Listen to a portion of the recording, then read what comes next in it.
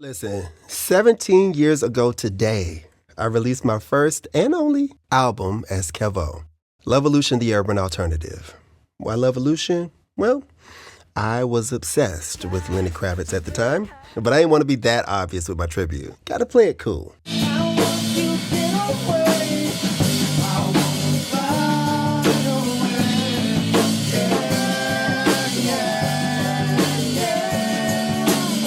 And the urban alternative?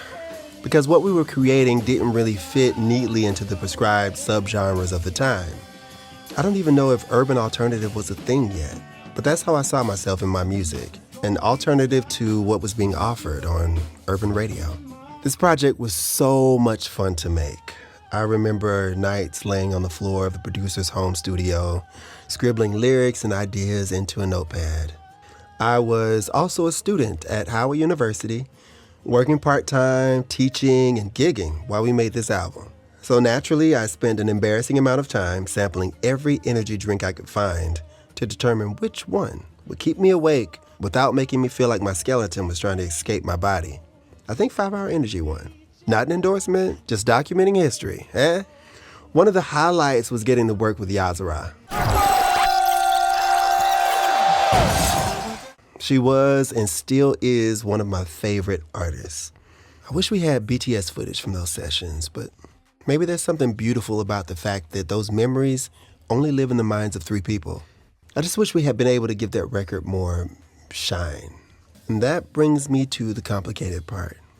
People who discover Lovolution now sometimes ask, why don't you promote this album more? The honest answer is because for a long time, I couldn't. I loved making this album, but what happened afterwards eventually made the project a symbol of some very painful lessons. It was my first real experience of being treated as a product instead of a person. And being a product wasn't necessarily the problem. I'm a performer. I understand the job. What I didn't understand yet was how people can interact with you once they see you as something they can use. There was a period when I felt incredibly close to someone involved in the project. And if you know a Scorpio, you know I don't hand out trust like Halloween candy. But eventually, I realized that the level of trust I thought we shared wasn't actually reciprocal. And I remember thinking, why would you partner with somebody you don't trust? Oh, you don't see me as a partner. Got it. That realization changed everything. Over the next couple of years, some of the most beautiful and intimately meaningful experiences of my life somehow turned into arguments about rights ownership, promotional budgets, networking, and all the other glamorous things nobody tells you about when they dream of making an album. Eventually, it became a very negative experience for me, so I stopped talking about it.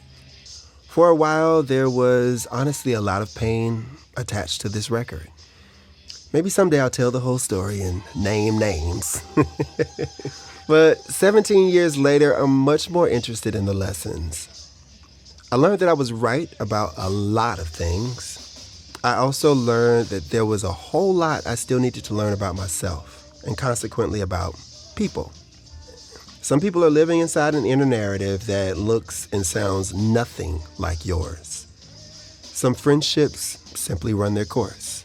Sometimes life isn't fair, and sometimes you have to decide which battles are actually worth fighting. So, do I regret making Lovolution? Not for a second. Does it pay me at this stage? No. Are there great songs and great recordings on this album?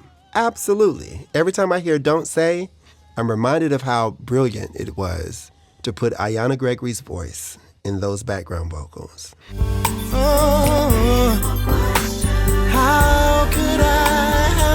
I still struggle describing exactly what her voice did to that arrangement. The best word I can come up with is menthol. It just opened everything up. I'm proud of the work we made, damn it, and I'm grateful for every beautiful soul who created opportunities for me to perform, promote, share, and grow through Lovolution, the urban alternative. Whatever else happened around it, the music is still mine to love. And re-record, by the way.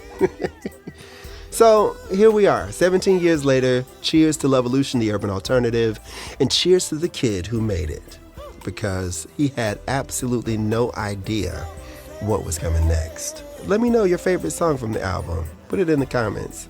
Who knows what might be coming next, child?